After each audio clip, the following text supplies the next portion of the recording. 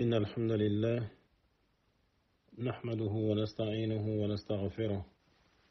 ونعوذ بالله من شرور أنفسنا ومن سيئات أعمالنا. من يهده الله فلا مضل له ومن يضلل فلا هادي له. وأشهد أن لا إله إلا الله وحده لا شريك له. وأشهد أن محمدا عبده ورسوله صلى الله عليه وآله وسلم. يا أيها الذين آمنوا اتقوا الله حق تقاته ولا تموتن إلا وأنتم مسلمون. يا أيها الناس اتقوا ربكم الذي خلقكم من نفس واحدة وخلق منها زوجها وبث منهما رجالا كثيرا ونساء واتقوا الله الذي تساءلون به والأرحام إن الله كان عليكم رقيبا. يا أيها الذين آمنوا اتقوا الله وقولوا قولا سديدا يصلح لكم أعمالكم ويغفر لكم ذنوبكم ومن يطع الله ورسوله فقد فاز فوزا عظيما. أما بعد فإن أحسن الكلام كلام الله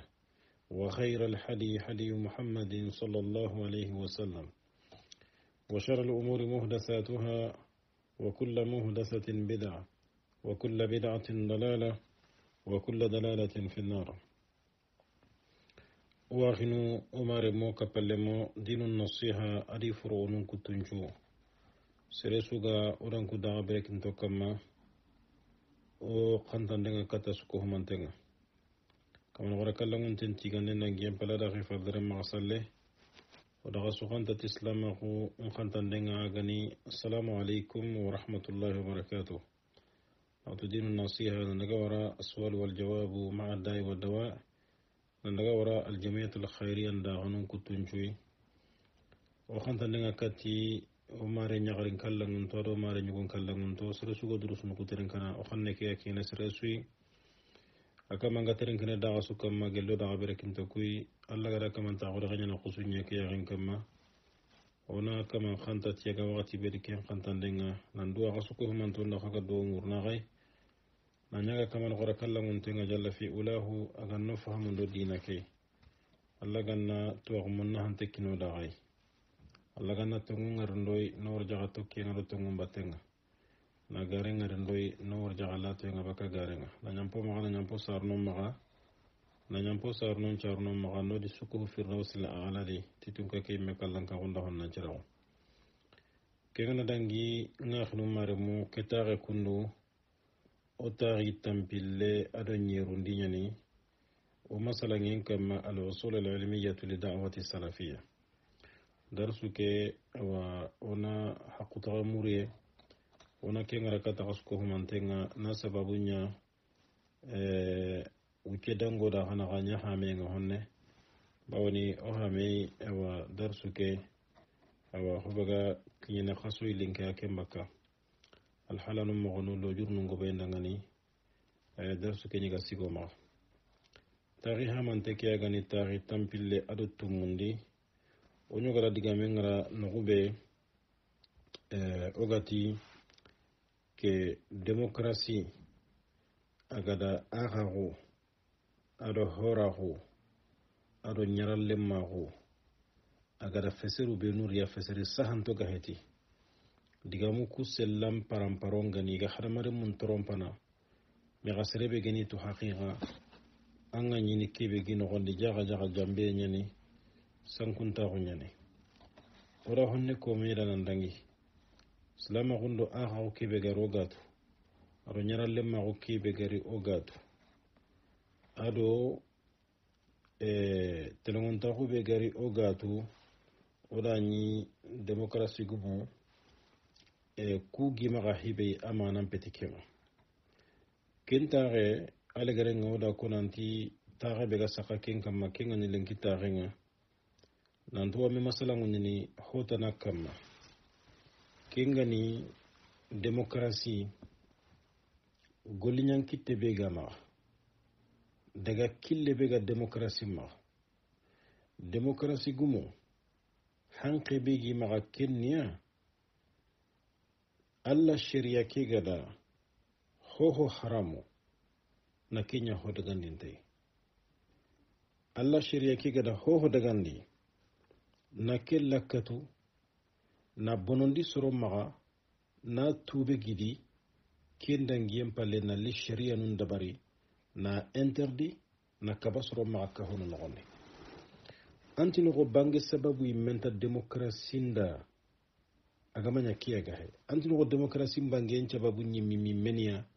nalli alla dina kiyaga ja alla sharia ke be gada kini komonga kande duro nyagane igana bire akadirin nogondi idunandi la garan juga surono antino ko li sababu tanay menta demokrasi nda dunadi ken sharia gurjande nyaga heti kenya sabu daga ko ta ko be no garni oranta sukono ko misali dantan to kinni may kinga fahmi kinni islami suwa aga hakle kinni islami suwa anga lehinam pakale alla ga bara walla ando demokrasi na alla ga distancing to par rapport à la démocratie naam kenya ni hinu beno ogati alla shari'an dikaba demokrasi ndi dagandi kunyo gonu gani junubu khoro nyai iyo gonu gani kafira honni miyai wa ishara nyana kati kunyo goni haragana nyi iyo gonu diga munga dango makatago benu ga dangi hana ni miniya ja'alu haqqi tashri'i li khairi Allah ta'ala shari'an de na luwan dabari na kinduru wankini hotanai alla kallangun tenga heti kenni hillaka pempo horenya kafira gonyane me demokrasi ndo kenyalli oda honne ko meda kendi tahu be nuga dangi demokrasi mpa juntai nanti kiya nyangena lingi alla da makiya nyangena ncuna alla da kiya dagandi alla da kiya kaba demokrasi mpa junta kendi demokrasi nga hayni ni kati kebe kenniya ka holle mu lengi ko takei meni bani do iyun killu munnan telle dome hadamare mu majorité na meni mu labire ndilengi demokrasi mpa junna kenya ana kenya nyana luwai ana kenya nyana sharia kengi mu alla sharia ketaba ama gimaiba ikumpa junta kendi yala golli nyankite bega nikei silami lawa alla ragana ba silami bega tungondi ti alla aga da alla tuitui mogondi atungondi tinga ti wuli nga kalem palle ken silami rawadu ngati keba donc agana xempe keba no da faham nanti jaga sire gebe en khube demokrasi khibare kedi demokrasi haqiqa ngani kebe intatu demokrasi laga sire nga khidan gurjana mogobe nancila maguncu bonondi amma intatu kenyan ciki ho gebe garadi agana xempe keba ne keni bono dumbenye dundu manta khebe alla gadanya imme bani dangani jalla wa ala nanti duna gan qawanan tere mogobe duna hinuncu hadamare min dunan pindo ala harampi gelli oga gemme arintenga duna di mogobe nandaga waramma agana duna hatalle magunu oga dengene i khaburandi mogobe abire ki mumancu agundon da bange yakane da hallesu alla sharia kida sukko humanten dabariya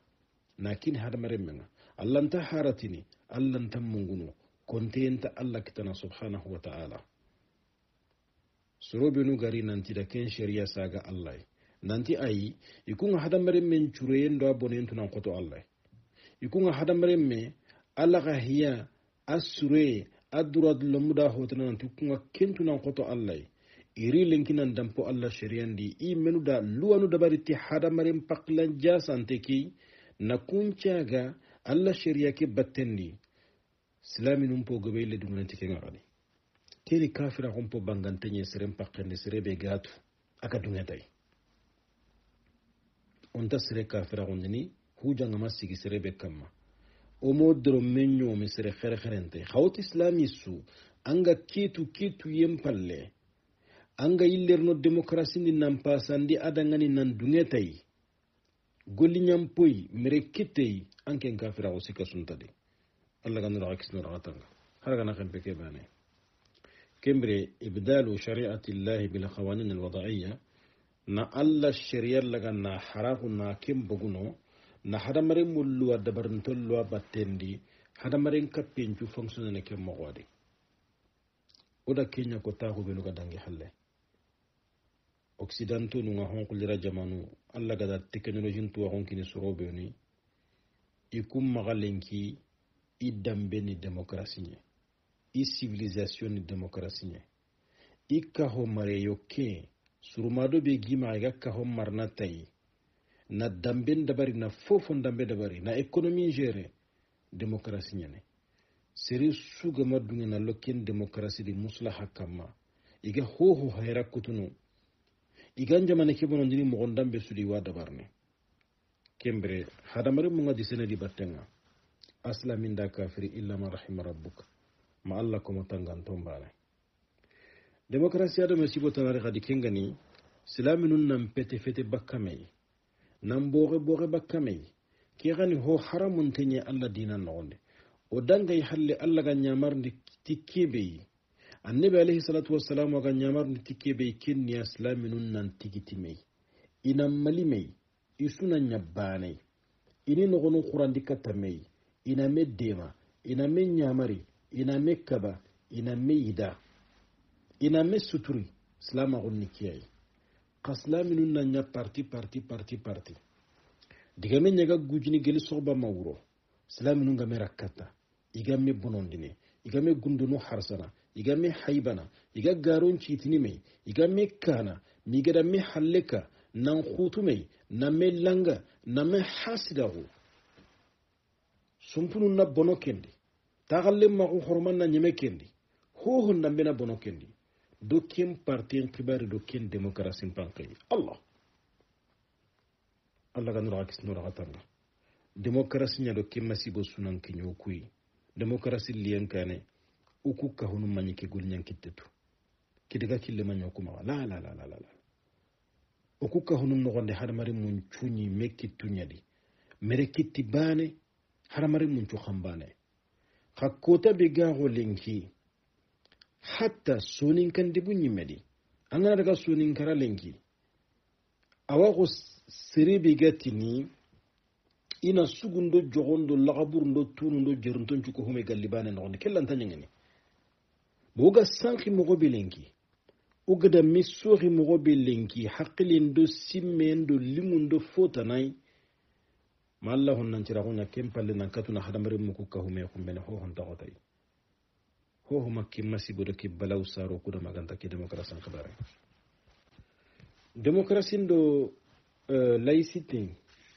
ido hotanari kinya gani khali muwajahatul hukami marano ni i mempaga merehonu ni mempaga marano ndi بالمجاهرات مثلا ولو كانت سلمية كما يقال تي مانيفستاسيون nga hari kenga na manifestation pacifique nu ñokoy ga ko no mo be wal adran ado grève non dabar ndo daga salafu ndaga kili santé ti kenga salama ko ki wujinen do hon sinen no gondi islaminu mani grève dabar na islamin jamanu no gondi imani manifestation dabar ni mere honu mani siki maranon kane diga mekata iga gumaran katane dabar ni kumpeti jukunwa golli ñan kittu heti ido salama ko ndaga kili santé nga gemme o kana annabi alayhi salatu wassalam agada wasinu benu kin ummake agada nyamaru bendu kabandu benu tohomaga ogana sagi katti kunga ado annabi kiyelle mu radiyallahu anhum nandaga wara kubunu ga sagi kumbattendi kubunu ga sagi kun khabattendi wakati suruku suro nalla wara maslama ko kin gondi mere ngari legiri nanya dictateur hunga mari khote to nyange ngano gondi kinga joppina saybanu ñuguni metto birene daire kisu ko humanten kamma islam nu ngi maggol ñantike gol ñankite kundua nanti na révolte na manifestation ndabare na grève nu ndabare mere honu ndo marano nga mekata kinni fiya ga sagate o maga ogada agana gilli wa nasaran kunda laïcité kedo démocratie kedo kenju ko humanten na likatoy hatta serebe gananya tuwana nyagananga dina nyi manke nyagananga gelli wasi gananya amma katta marana nyamar ye gamma makkaban de gamma kin ko niraheti arajonka antenia akko niraheti television ka plateau kama anna kin kono marana ndanda bani an gudun kullu wanga kinne kinga gatinga rawanya na baganga kalla aga simmina dumaga angada nyamari kebe araga dabarne kinga nyana jemo aga nyana khairi ka honda mangada kaba kebe aga tokono khanda men fahamu ngiga narta go telenga mara jonka na marana nga na bonondi nanti jamane bona kitendi telengonta gunta kiyendi jamane na kyala halada na kyala haladi hada marim minga kinga tinga na dore ndoro kenya ro na kawana duwa bawana kenya ni marana nga arme nga kitendi polisi ya kitendi gendarmerie ya kitendi juge nga kitendi procureur nga kitendi jamane moyen tu concentrante na kenya kitendi angana to garono kello gon mo damma mulli anna talla njorna ndinya kibe ga bakka kendi kenta je musarna hikma sunta kenya ngende salafu mani golni kengol nyamode o kharam mogonu ido kharam ndiken ido tu ndiken idan kungol nyam mogonu hinu heti gan khawa oni sabati ndokka honun nogondi golnyan kitu heti o gan khawa na golnyatiya demokrasi ndo laicite do hotanari khadi kengani الاستهزاء بالدين وتعاليمه والمتمسكين به نانتولين تاغون نموكي نانجوي دينان ادو دينان دو انسينيمانو بينوغاري ادو سيري بينوغا تيغيتيني دينان سوي هوسون دا سروم مغالينكي كوغا هتي démocratie au nom de la liberté d'expression hadamari men pora hunyani digame be gallinga da anako kin sababu da ngani ho hontano agan khorara katuntea ma na doggande da na soyintan digame kai soronga soyini tikenga haranda nya kembane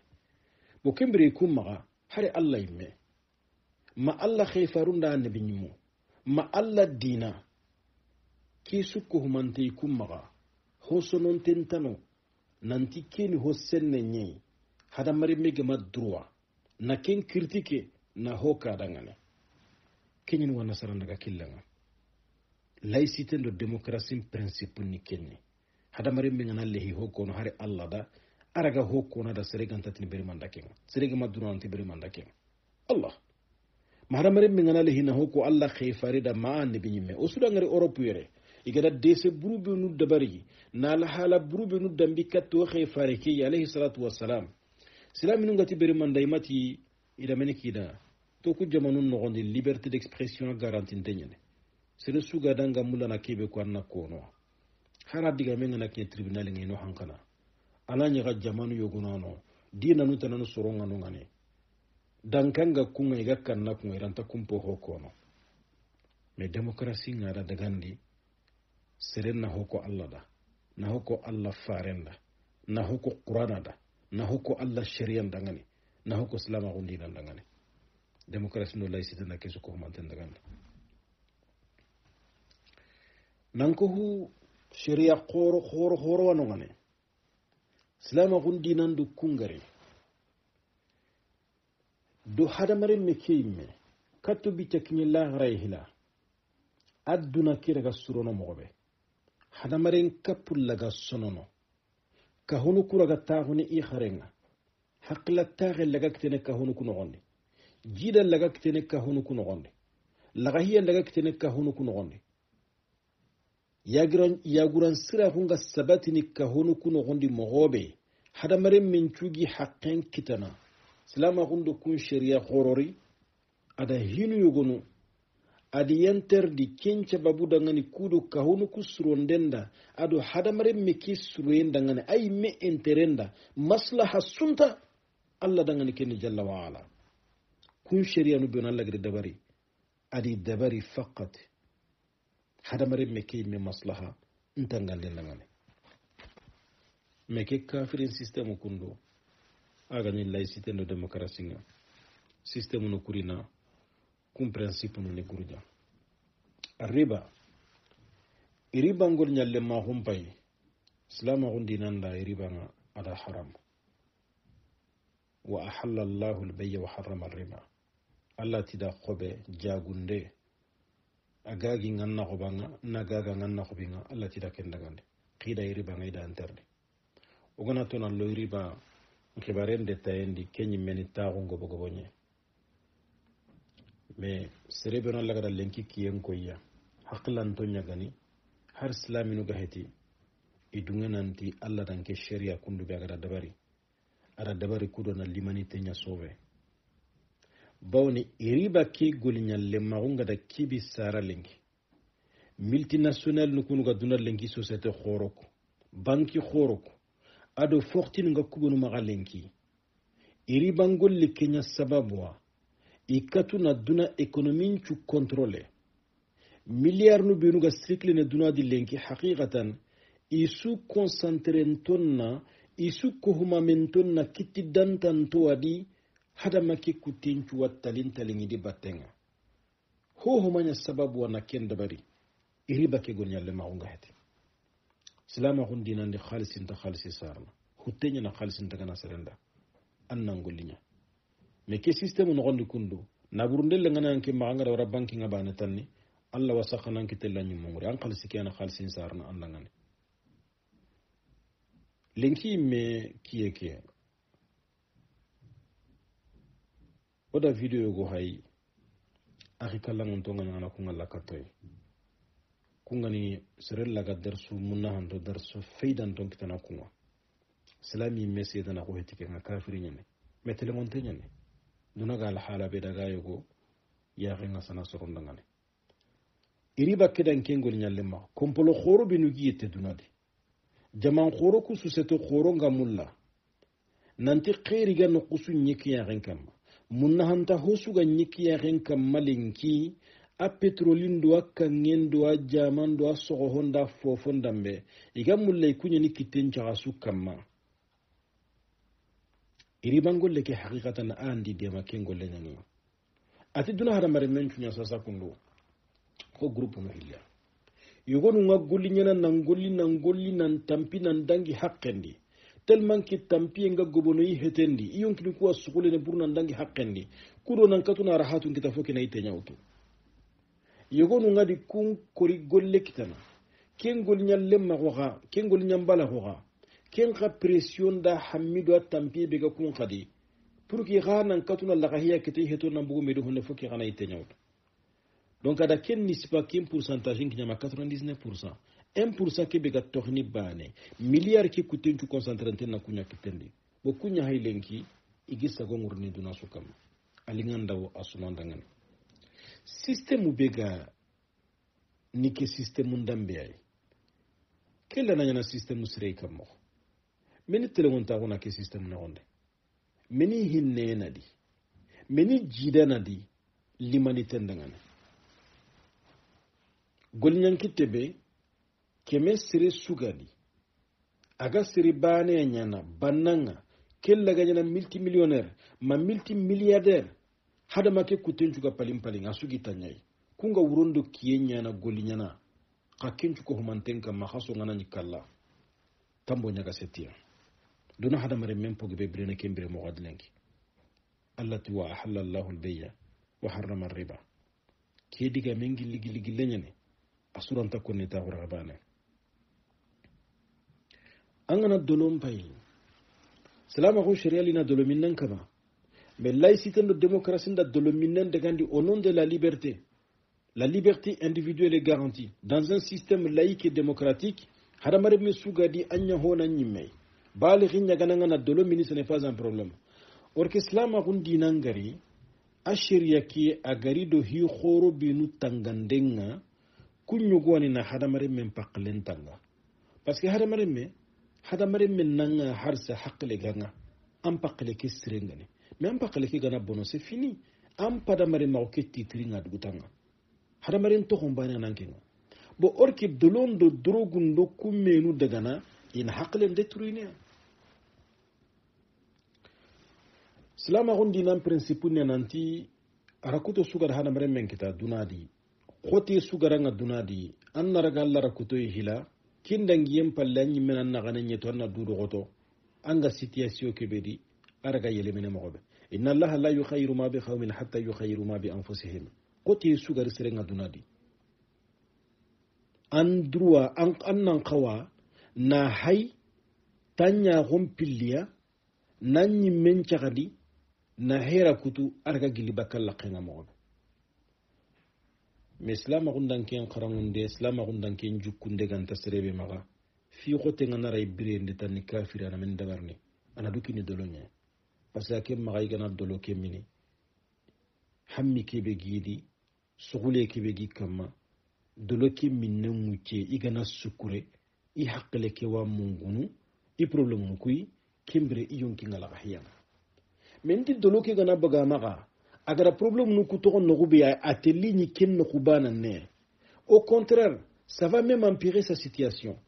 parce que wakati ki bagani dolo maga ken ngati ganyagi haqqele ni peut-être arani simmene igan qawana solution ro problème ke mo gobe mais puisque agara ken ngati sunya dolo maga problème ke peut-être ho antalan ke hay bo anda bugu dolo ke maga garani problème ke ga tallan khoro ana tallan décourager ana ile dolo minne gadi ale gerenga magarnya sularna magarnya alcoolique na agan occident pay lenki jamanu wano comme population à plus de 25 voire 30% kunya dolonda kum bonondi ni lampundi imerantaka fofo surono du brendi ken kay mebane hede dolo minenga tenjarande milliard biga dépense ne occident ho honta gabay bo ken soi-disant liberté be ga do démocratie ke do laïcité ke anda ken tora kenya islami num paga da ken gana da islami jamanu ida dolo khobranu munyi na dolo menranu munyi nambugo hada mando dolo naga igondo ya garenchu tampile tanji ke sine rigi halle agarni kebe saraka hono kuno gondi alla gana ken ko isrebe ni wanga la hibe gane alla gana ro aksino ratanga sirgati minna ngado kemba tenga sirgati minna kan ho haramun tay anta gemme abada silamin na sirgati ngamini bo alla sharia ndakaba mais laïcité no démocratie no gone sirgati minne ko daga ndin tanyana oduru sunu nyogo no diga muken kam mam gosidi sirgati minna ahramu ye asababu nungo bonyana awa gilli kenga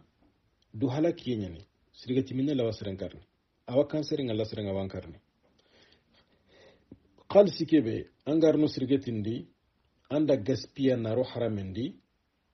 tabziru nyani alla wantirna al khaman kota sirgati minna na tora nyimme nyane anjirgati ke tide ngarno sere sunu gunandi goni nyalle manyani ba tagalle manyani ba ando sere nyanga mu killendi ba fofon dambe harati men ganyira mu anda har miside di attoranga kinye sere su al khaman kota har kinga na milio sere ay igama yampam ma iswarni haqqum muranga amma mullan callundan cumundan jakkano am pisir nyam tan cura to ko kende al yaz billah o kembre ken ka démocratie système no gonda daga tanyana anga kharangun dana nyini jukun dana nyini da lamun nyakine tana kharangun dana jukundi mai mesil getim pakenga ma elef be gana ta daga ni honta am pakendi bana khairi ana kini kenga ken khana imbella ken khana nya sirgati minna na nyi da lamun ku kharangun dendi jukunde mutune kina kenya kafrin système no ce n'est pas un problème wa inari kem palle haqla hayya ngalle tangana mulla wati bena khalis ñu gondri bidje no gondi anati bo sasi ki ha mulla na taxi ñu go ko hu sirgati njonko nga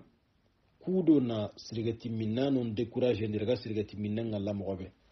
bo ki kundudi leta nga sirgati minna non lagana nanti ingolla ko sonto nyeni gella gana gama nya bañ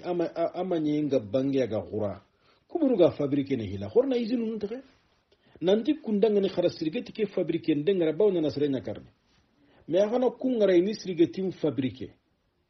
ina 1 milliard nun gogo na riji banunde agana tabagu mo autoriser na tabanu munyi sirgati ga kirenga bangen ju kimbire kibiga sirgati ke minne khana tikenda ko da hoka jonko ga ku dange na minne ngara ayu dala ina hala est ce que san kunta ko imena ko rakay ngiga ni sirgati minne na ngabutu tike me banya sirgati ke wara dolle tangil lagana nan to ko qonna sugo nyani nganta fiya khalai agana mulla wakati be nikite linji wani nen kalisunu legi ngani yiga ana dunyim pasanda nay kubunu ga sirgati ke fabrique ni ga milliard nungo gono man daga ntage me compilay nanti na maga dabare o kembere démocratie ndo laïcité ke suko mante nganya na gonde nalla wara al ikhtilat ñagamiye na yugondo yagaren bir samede salama kun dina da ki haram salama kun dina jukunun tangandenda hadamari makun tangandenda damben tangandenda ado yugo susuren proman tangande iyakendi yagare susuren proman tangandenda ikinadi salama kun dina da distance nyar wandi gondo wandi yagaren naga mais laïcité de démocratie ndake kasangalla koso ti fo yugo ndo yagare na nyagami media igo nga no kusa gani karam pay anan khawana yagare ngari karam yagare nga no kusa gani karam pay anan khawana yugo ngari karam kengara kibi sara kafirin ka hono no gondi bisu ya ngai kenya sababu irina jeni yandagandi ida lutigan ka hunga ida dagandi kun sharia qorobe alla gadi kini hadamare munga na yagun kinoi haragadoi siri sugadi yagu sigandangani annan yahi annan du sanondi ti yagu ke khajeniye nanti golli dankante nyani golli haramunte nyani golli jasante nyani ana kompom bonondinia ana kabila num bonondinia ana debum bonondinia ana jamanum bonondinia kella kenna ngare demokrasi li nanti alla matumuko ikuna kenya dagandine ya hari suga da ampete kena nyimya khallai igo suga da ampete kena nyimya khallai angale hina kenga ga siresu wakati suga lingandangani sheria suma khawani ra khello kende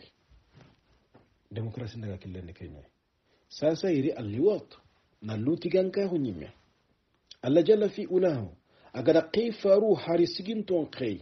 nanti li comportement be gajad dunadi na nyinyeke kamassanondi kunka mannuga makken qifari tirinka alla gadi halaki mumanya kenyan golle kundo laïcité jamanu dur démocratie jamanu pay gari na kenya autorisé na dagandi iwa mullakhani tanun kini me kumbene halle islamin jamanu benu gana baranandunge danken shari'ai iraga presio birnu kun kamma iraga likki birnu kun kamma ke sunyangenga awi kilendi igam lana dabare Allah ganna islaminun tanga na islaminun kahunun tanga kenya sababu har sagadi irina hotana nya haqqi yagarin dangani iga jambana iga wure kutunu iga mulana dunanda la haranchu monondi nanti al ijhadu avortement na ken kanya droit yagarenga sange ken gondi keta asanga o mamgota nanio agana no gon kita droit nya na haqqi nya na no kena bagandi kuni hinu nyai salama ko sharia nganta dungania Allah gami dagandi ko mon dangane mais laïcité jamanu nga démocratie jamanu nga ku sunya ngende kan tenyane iri mege hota naruna di masalan ken sharia nga france yo kuma gaire nanti al wiladatu tahta x l'accouchement sous x loi keni kenya nanti na dagandi ya garenda ya garebe gana lemmekta agantam mulla na lemmeke khorondi ma lemmeke na tuyi menanti imani yayi arwatele dogotron kandi ana lemmeke sara agana sara akinni yukun ko humei ana jokiti mei ana lemmeke to optaligum ma kembere lemmeke sare kahiti habe to gongan khawana lo nugube ina x nyarno enkoni sare to gongan khawana lo nugube ina x nyarno enkoni qarawari iga sangati ya garenga mogobe igada aya haragu ada sagagu rolu nyimme igada kenyimme bosai hinne bidu mogomogon taxube alla gada ro sara yagari sondo menga katire menga ida yagaren jasandi na bonondi nan kinye degere goy makinchu hinne nga baka sondo menga hakili la nautu kam mogo nanti yagaren na lemmen sara na alla raga nan jokido dunay nan bulike lemmedi surut nan nakken qorondi na togotana ray na jammutana ray ankin do kelle menari gemu killedi ma nokutane ka hokedi anta tunan tallen charantene peut-être me anni mi messare muhilli kenna nya sababu ina ga yahime yimme bona hasuga birena ka hobana ne kiano no man yadri arwani ne ken yogo immere munga iganya na do me ga yahine Allah ga no akis no ra tanga kemme misali an har sagadi Allah shari'an ama dunge igobe maya garebe iraganta duttangana yagun sengida inambara yagunga seresu Allah ganta duttangana igo nyagananga yagare khanu yegandi asi gandana nyagi wajibi nyanan kamma kinga gatingan nan nyagi dutangi en sababu dangane yagare be ha alle hinga kinyine yigonga kinga gatiya wajibi nyanan kamma yigo ganan muru anya galle magani annan nyagi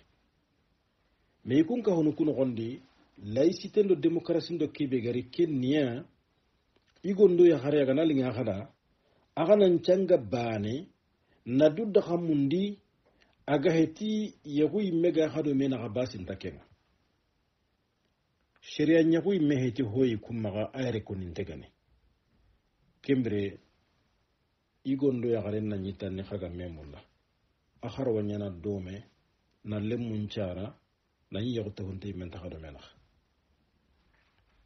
makenge he gadi ida hota na haqqi igondo ya garenda kinga ne khaga mulla khaymiya na nyadomea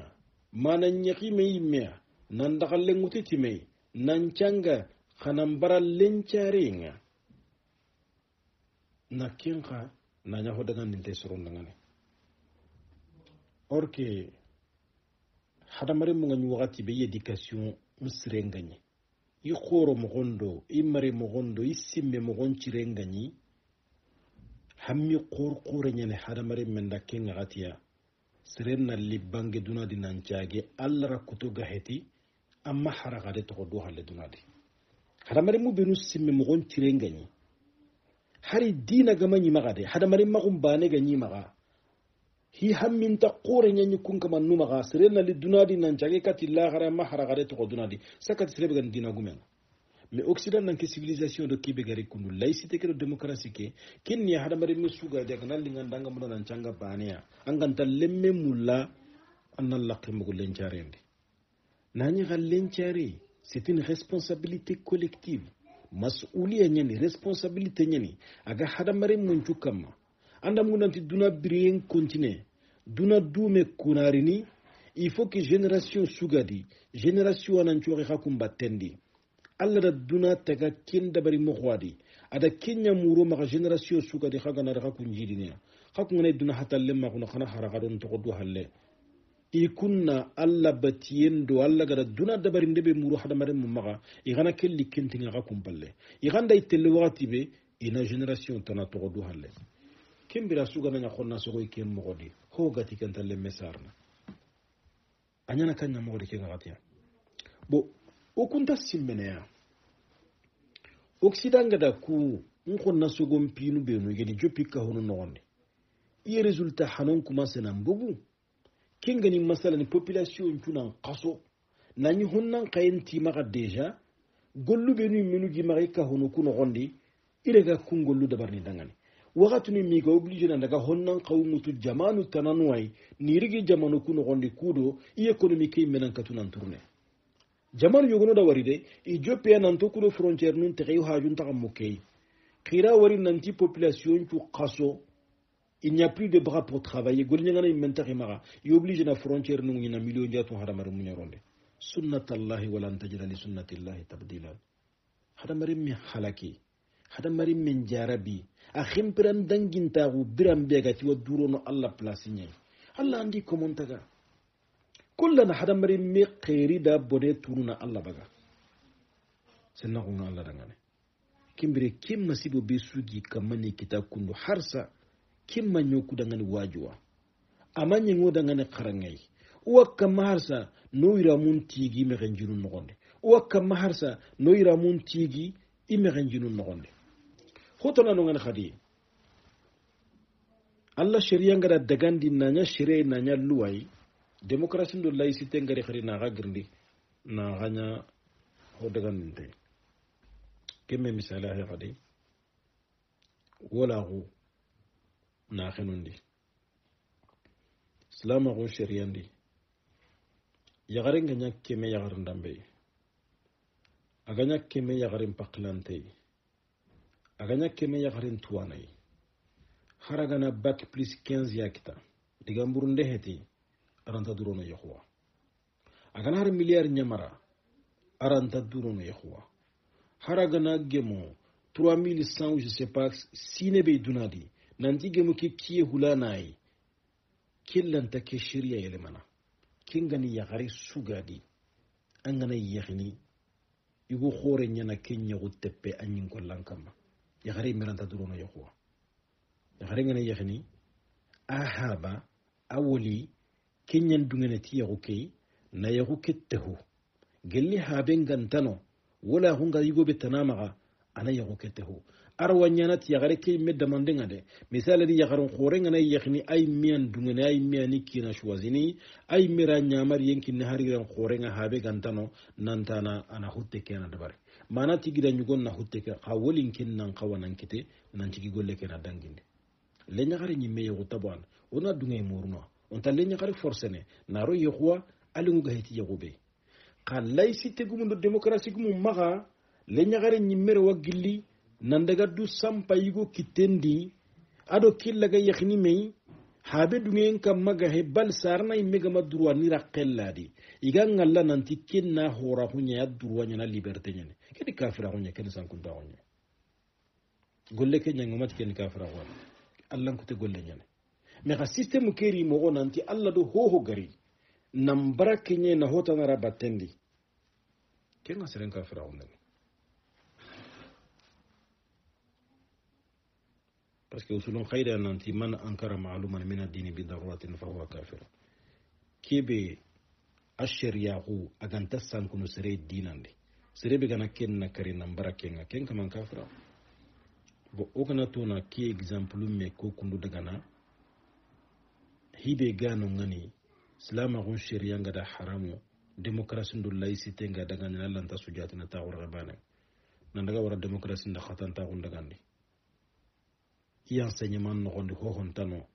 kebe gattini lemmen dangani wajibi ñanan kam man nan car non doro anni terinka anna mexi ñamari xan nan cooxe kenti enseignement nu nogondi